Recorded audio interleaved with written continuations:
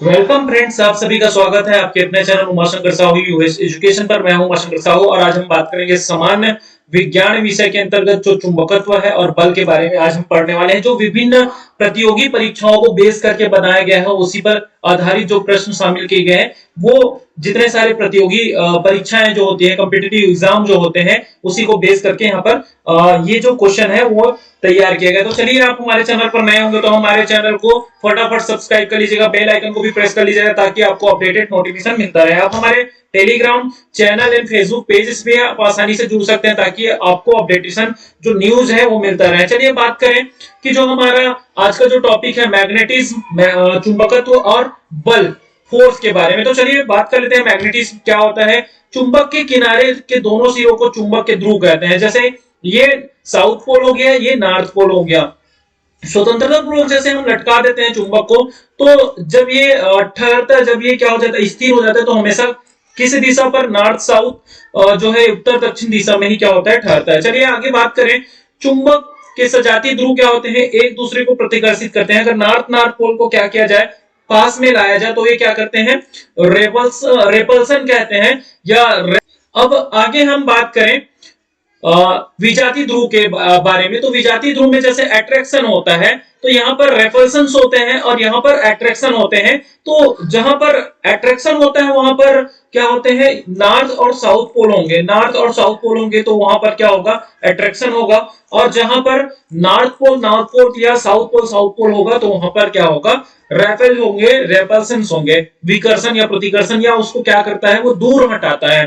तो चलिए आगे देखें, चुंबक अन्य चुंबकीय पदार्थों में चुंबकत्व उत्पन्न कर सकता है। आप देखे होंगे जो भी चुंबक, जैसे आपके पास कोई लोहा हो, लोहा को चुंबक से घिस दिया जाए, उसके बाद क्या करें, किसी लौह युक्त जो पदार्थ है उसको हम उस जिसमें हमने घिसे हुए, चुंबक में घिसे हुए हैं, तो उसे हम क्या कर देते हैं, उसके पास ले जाते हैं, तो उसमें भी चुंबक का थोड़ा गुण आ जाता है। तो यहाँ पर इसीलिए कहा गया चुंबक अन्य चुंबकीय पदार्थों में चुंबकत्व उत्पन्न कर सकता है। प्राकृतिक चुंबक लोहे के ऑक्साइड है। वे पदार्थ जो सामान्य तौर पर लंबे समय के लिए लौह चुंबकीय गुण दर्शाते हैं, उन्हें स्थायी चुंबक कहते हैं। स्थायी चुंबक बनाने के लिए इस्पात, स्टील का प्रयोग किया जाता है। चलिए नेक्स्ट पॉइंट देखें, अस्थायी चुंबक बनाने के लिए नर्म लोहे का प्रयोग किया जाता है। चुंबकीय पदार्थों को मोटे तौर पर तीन श्रेणियों में विभाजित करते हैं। एक तो प्रतिचुंबकी, अनुचुंबकी एंड लौह चुंबकी। तो चलिए देखते हैं प्रतिचुंबकीय पदार्थ कौन कौन से हैं। तो प्रतिचुंबकीय जो पदार्थ है वो तांबा है, सीसा है, सिलिकॉन है, नाइट्रोजन, पानी, सोडियम क्लोराइड। देखिए कुछ अनुचुंबकीय पदार्थ हैं, aluminium, sodium, calcium, oxygen, copper, chloride. और देखिए क्यूरी ताप, वह ताप जिस पर कोई लौह चुंबक अनुचुंबक में परिवर्तित हो जाता है, क्यूरी ताप कहलाता है। तो आपको ये समझ में आया ही होगा। लौह चुंबकीय कहने का मतलब है लौह चुंबकीय जो लौह युक्त होता है वो लौह चुंबकीय कहलाता है। चलिए आगे बात करें बल के बारे में, फोर्स के बारे में। तो फोर्स क्या होता है, आप देखे होंगे किसी भी सामान को आप एक जगह से दूसरे जगह हटाने के लिए क्या करते हैं, उस पर बल लगाते हैं। अब ऐसा है कि उस सामान को हम एक सही दिशा में, एक निश्चित दिशा होती है उसकी, तो क्योंकि सामान को हमको कहां पर रखना है तो उसके लिए एक स्थान होगा, एक निश्चित स्थान होगा। तो उस स्थान पर हम रखने के लिए क्या करते हैं, उस पर फोर्स लगाते हैं, बल लगाते हैं। तो वही क्या कहलाता है, बल कहलाता है। चलिए देख लेते हैं, बल द्रव्यमान के साथ वस्तु का एक परस्पर क्रिया है जो वस्तु के वेग को बदलने के कारण बनता है। किसी विशेष वस्तु को धकेलने या खींचने के रूप में परिभाषित किया जा सकता है। और बल जो है एक सदिश राशि है जिसका अर्थ है कि इसमें परिमाण और दिशा दोनों होते हैं। हम बल जब भी लगा रहे हैं तो हम देखिए कि बल कहां पर लगाया जाता है, उसका एक परिमाण होता है, एक दिशा निश्चित होती है, स्थान जो है निश्चित होता है। क्योंकि हम जिस सामान को हमको एक जगह से दूसरी जगह ले जाना है तो उसके लिए हमारा दोनों चीजें जरूरी है, परिमाण एवं दिशा। तो ये बल कहलाता है। चलिए आगे बात करें अपकेंद्री बल और अभिकेंद्री बल। तो यहाँ पर हम अभी अपकेंद्री बल के बारे में बात कर रहे हैं। अपकेंद्री बल क्या होता है वो देख लेते हैं। कोई पिंड, बॉडी जो वक्री पथ, सर्कुलर, यहाँ पर वक्री पथ मतलब समझ में आ रहा होगा, ये क्या कर रहा है, इसको गोल घुमा रहा है, सर्कुलर चल रही है, तो उसकी गति के कारण उस पिंड पर केंद्र से बाहर की तरफ जो बल रहा है, देख केंद्र से बाहर, ये क्या हो गया, सेंटर पॉइंट हो गया। मैं आपको बता दूं, ये जो है वो सेंटर पॉइंट हो गया। अब सेंटर पॉइंट से ये वाला जो है पार्ट है जो, तो ये क्या कहलाता है, यही अभिकेंद्री बल, जहां पर क्या बोल रहा है कि उसकी गति के कारण पिंड पर उस केंद्र से बाहर की तरफ बल लगता है, इसे अपकेंद्री बल कहा जाता है। और इसी के कारण वाहन के चक्के से कीचड़ बाहर की ओर छिटकती है। वॉशिंग मशीन से कपड़ा इसी विधि से सुखाया जाता है। आप देख रहे हैं, यहां पर भी देख पा रहे हैं एक सर्कल जो है, यहां पर भी आप देख सकते हैं, यहां पर भी आप देखें तो ये सर्कल देख रहे हैं, यहां पर ये सेंटर पॉइंट हो, तो सेंटर पॉइंट में इस जो बाह्य बल जो होता है, ये जो बाहरी जो बल होता है, उसको क्या करने के लिए करता है, ये समायोजित कह सकते हैं, या इसको बैलेंस करने के लिए जो बल लगता है उसको अभिकेंद्री बल कहते हैं। और सर्कुलर पथ या वक्री पथ पर चल रही है कोई भी, है ना, तो उसकी जो गति के कारण उस पिंड के केंद्र के बाहर की तरफ जो बल रखता है उसे क्या कहते हैं, अपकेंद्री बल। और अपकेंद्री बल को mv² अपन आर से शो करते हैं, डिनोट करते हैं। और हमारे जो अभिकेंद्र जो बल है उसको हम किससे डिनोट करते हैं, mv अपन आर डिनोट करते हैं। तो चलिए हम बात करें, आपको समझ में आ गया होगा कि अभिकेंद्री बल और अपकेंद्री बल, तो यहां पर भी हमने अभिकेंद्री बल को बताया है। अब अभिकेंद्री बल क्या होता है, अपकेंद्री बल को, जैसे कि मैंने बताया था कि अभिकेंद्री जो बल होता है, ये देखिए अपकेंद्री बल जो होता है वो क्या होता है, बाहर की ओर होता है, बाहर की ओर होता है। अब यहां पर हम देखें तो यहां पर जो होता, अभिकेंद्री बल के बारे में हम बात करें तो अभिकेंद्री बल में देखिए कि अपकेंद्री बल को संतुलित करने के लिए केंद्र की ओर लगाया जाने वाला बल जो होता है अभिकेंद्री बल कहलाता है। अभिकेंद्री बल जो होता है, ये देखिए, इसको अपकेंद्री जो बल है उसको संतुलित करने के लिए, उसको बैलेंस करने के लिए क्या होता है, जो सेंटर की ओर क्या किया जाता है, बल लगता है, तो वही क्या कहलाता है, अभिकेंद्री बल कहलाता है। उदाहरण के लिए मोड़ पर दुपहिया वाहन केंद्र की ओर झुकाए जाते हैं। मोड़ पर सड़क व रेल की पटरी बाहर की तरफ कुछ ऊंची बनाई जाती है। आपने देखे होंगे कि अभिकेंद्री बल कहां लगता है, जब आप मोड़ का अनुभव करेंगे तो हम क्या करते हैं, जिस तरफ मोड़ होगा उस तरफ रोड देखे होंगे, बाहरी आवरण क्या होता है, बाहर तरफ जो होता है, बाहरी आवरण ना कहे, ऊपर तरफ जो होता है वो ढाल होता है और नीचे तरफ थोड़ा सा झुका हुआ होता है, और उसी के अकॉर्डिंग हम अपने आप को बैलेंस करते हैं।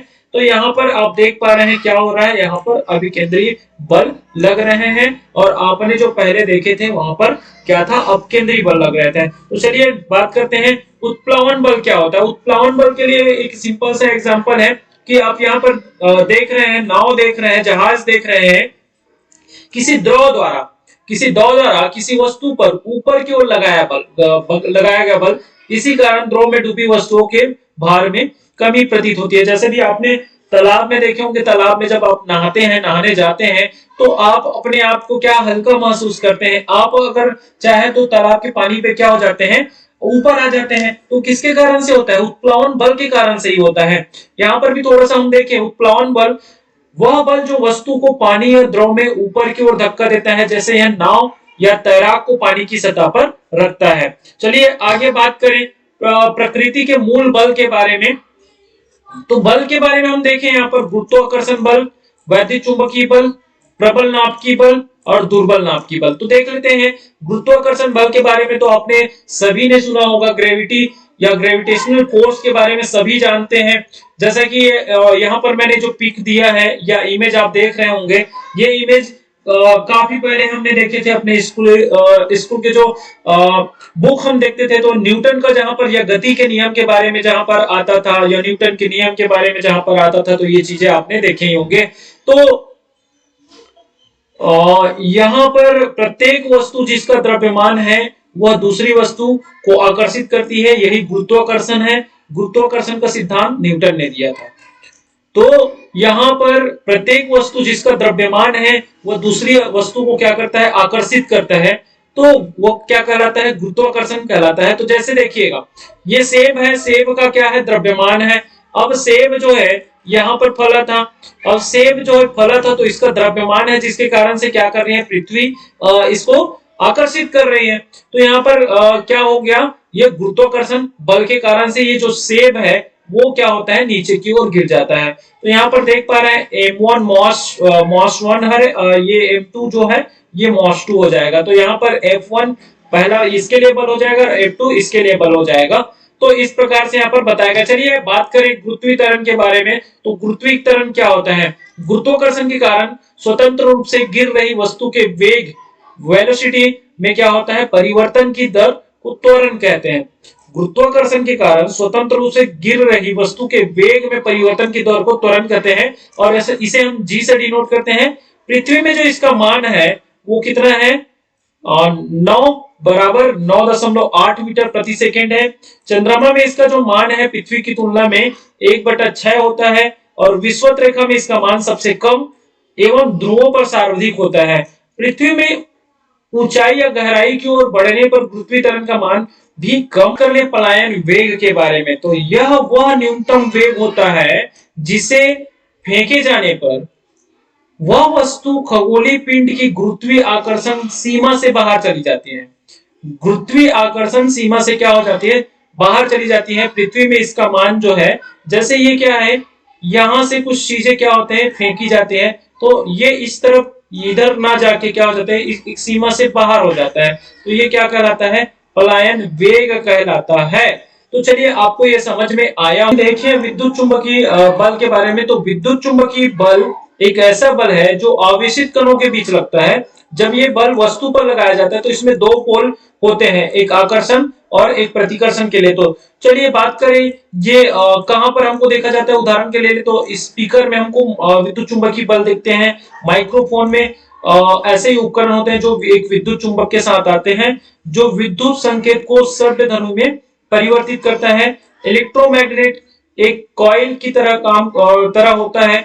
जब इस कॉइल से करंट प्रवाहित होता है तो यह एक चुंबकीय क्षेत्र पैदा करता है।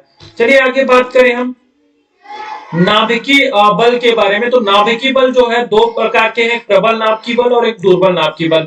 नाभिक के भीतर वह बल जो न्यूट्रॉन और प्रोटॉनों को परस्पर क्या करता है, बांधे रखता है, उसे क्या कहते हैं, नाभिकीय बल कहते हैं। नाभिक के भीतर उपस्थित वह बल जो न्यूट्रॉनों और प्रोटॉनों को परस्पर बांधे रहता है उसे ही क्या कहते हैं, नाभिकीय बल कहते हैं। नाभिकीय बल दो प्रकार के बताए गए हैं, प्रबल नाभिकीय बल और दुर्बल नाभिकीय बल। देख लेते हैं प्रबल और दुर्बल नाभिकीय बल क्या है। तो प्रबल नाभिकीय बल के बारे में देखें तो नाभिक के भीतर जैसे प्रोटॉन और न्यूट्रॉनों को एक साथ बांधे रखने वाले बल को ही प्रबल नाभिकीय बल कहते हैं। प्रबल नाभिकीय बल आवेश पर निर्भर नहीं करता, अर्थात दो प्रोटॉनों तथा दो न्यूट्रॉनों के बीच जितना नाभिकीय बल होगा उतना ही एक प्रोटॉन तथा न्यूट्रॉन के बीच होगा। एक बार फिर से देखें इसी को, प्रबल नाभिकीय बल आवेश पर निर्भर नहीं करता, अर्थात दो प्रोटॉनों तथा दो न्यूट्रॉनों के बीच जितना नाभिकीय बल होगा उतना ही प्रोटॉन तथा न्यूट्रॉन के बीच होगा। देखिए प्रबल नाभिकीय बल विद्युत चुंबकीय बल की तुलना में 100 गुना अधिक प्रबल होता है।